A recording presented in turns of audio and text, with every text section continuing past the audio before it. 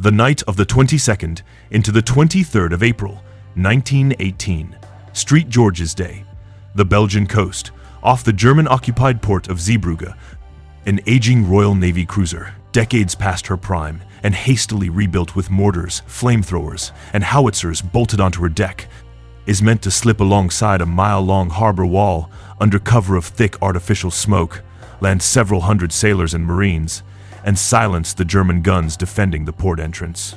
Behind her, 3 more obsolete cruisers, packed with concrete, are meant to steam into the harbor's canal mouth and scuttle themselves directly across the channel, sealing in dozens of German U-boats and destroyers for good. Almost nothing about the plan survives contact with the actual night. The wind shifts and blows the smokescreen away entirely. The lead cruiser is battered by gunfire before she even reaches her position and lands her men in the wrong spot. And yet out of this chaos will come one of the most celebrated single actions of the entire war. 8 Victoria Crosses, and a tactic the Royal Navy would deliberately copy almost exactly 24 years later at St Nazaire. This is the story of the Zeebrugge Raid. By early 1918, the Belgian port of Zeebrugge, connected by canal to the inland naval base at Bruges, had become one of the most dangerous pieces of coastline in German hands, sheltering roughly 30 U-boats and a similar number of German destroyers and torpedo boats, all operating within easy striking distance of the English Channel and the vital troop and supply routes running between Britain and France. With the German spring offensive tearing into Allied lines on the Western Front that same spring, keeping those channel crossings open and safe from U-boat interdiction had become a matter of genuine strategic urgency. Vice Admiral Roger Keyes, newly given command of the Dover Patrol, proposed a solution that had been on the table since as early as 1916 without ever being seriously attempted. Physically block the canal entrance at Zeebrugge by sinking obsolete, concrete-filled cruisers directly across the channel, sealing every German vessel inside Bruges harbor behind a wall of scuttled wrecks. The plan that emerged, codenamed Operation Zeo, depended on several separate pieces working in close coordination under cover of darkness and smoke. 3 aging cruisers, Thetis, Intrepid, and Iphigenia, stripped of anything not essential and packed with concrete, would steam into the canal mouth and scuttle themselves directly across it. To keep German gun batteries on the harbor's mile-long protective mole from simply shooting the block ships to pieces before they got there, a further obsolete cruiser, HMS Vindictive, refitted specifically for close-quarters assault with mortars, flamethrowers, and howitzers, would come alongside the mole itself and land a storming party of Royal Marines and sailors to attack the German guns directly, supported by 2 requisitioned Mersey ferries, Iris and Daffodil. Separately, 2 old-class submarines, C-1 and C-3, each packed with roughly 5 tons of amytal explosive, were to ram themselves directly into the viaduct connecting the mole to the mainland and detonate, severing the only route German reinforcements could use to reach the fighting on the mole itself. It was an operation with an enormous number of individual moving parts, any one of which failing outright could unravel the entire plan, and depended almost entirely on a functioning smokescreen to get the attacking ships into position before German gunners could properly range in on them. Very little of it went as planned. As Vindictive approached the mole, a shift in the wind blew the protective smokescreen away entirely, exposing her to German artillery and machine gun fire while she was still several hundred yards short of her intended position. Under sustained, accurate fire, and with the ship's steering communications damaged, Vindictive was forced against the mole considerably further from her planned landing point than intended, meaning the Marines and sailors who scrambled ashore found themselves attacking German gun positions from an awkward angle their entire assault plan had not accounted for. The storming parties fought their way onto the mole under heavy fire regardless, but never managed to fully silence the German batteries they had been sent to destroy, and casualties among the landing party were severe.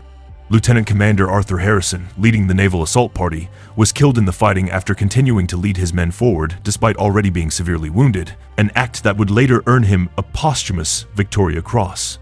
If you're finding this account of a raid where almost nothing went to plan interesting, subscribing helps the channel keep telling these stories properly. While the fight for the mole itself was going badly off script, the submarine attack on the viaduct succeeded cleanly. Lieutenant Richard Sanford, commanding submarine C-3, steered his small, explosive-laden vessel directly beneath the viaduct, connecting the mole to the shore, wedged her in position, set the fuses, and evacuated his crew by dinghy under fire before the charge detonated. tearing out the viaduct completely and cutting off any route German reinforcements might otherwise have used to reach the mole while the fighting there was still underway. Sanford was awarded the Victoria Cross for the action. Meanwhile, the three block ships attempting to seal the canal mouth met with mixed fortune of their own.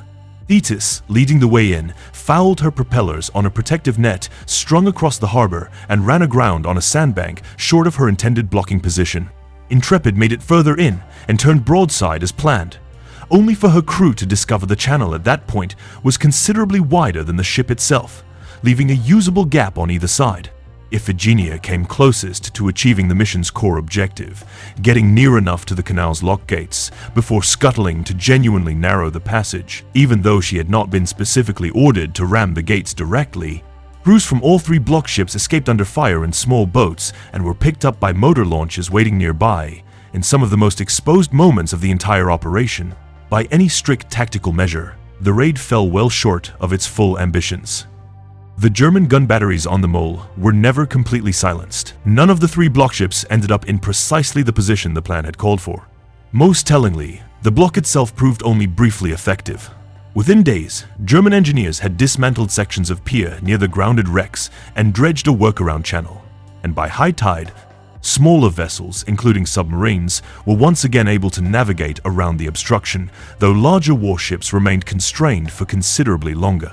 Casualties across the entire operation were severe for a single night's action, with roughly 200 men killed and around 300 wounded out of the roughly 1,700 involved. And yet, measured by an entirely different standard, the raid succeeded beyond almost anything its planners could have hoped for. News of the attack reached a British public exhausted by nearly 4 years of grinding, largely static war, arriving at almost exactly the moment German forces were tearing open the Western Front in the spring offensive, and Allied morale badly needed a genuine victory to hold on to.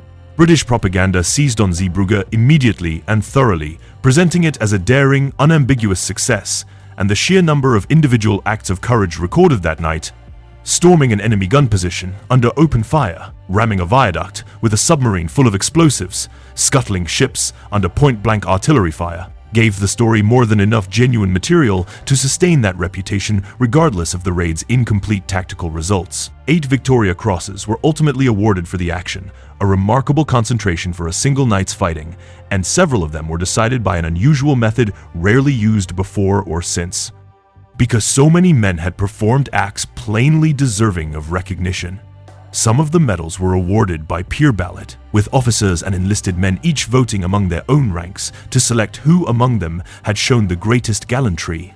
Since normal recommendation channels could not fairly capture everything that had happened on the mole that night, HMS Vindictive herself, badly damaged but still afloat, made it back across the channel to Britain and was deliberately expended again less than a month later, deployed as a block ship of her own in a follow-up raid on the neighboring port of Ostend.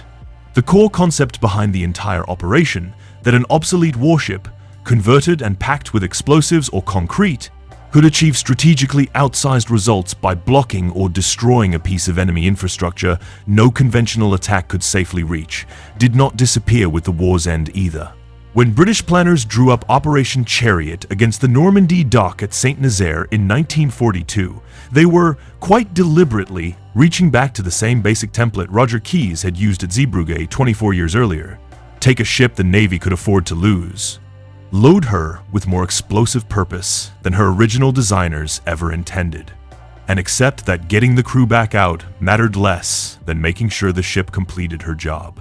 There was nothing about an aging, hastily modified cruiser and 3 concrete-filled hulks that guaranteed any of this would work.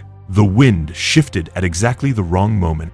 The ships meant to seal a harbor ended up scattered across it, in the wrong places, having achieved only a fraction of what their crews had set out to do. What Zeebrugge actually delivered was not the clean tactical victory the plan had called for, but proof that even a badly disrupted, partially failed operation could still change how a nation understood the war it was fighting, if enough of the men involved simply kept going once everything around them had already gone wrong.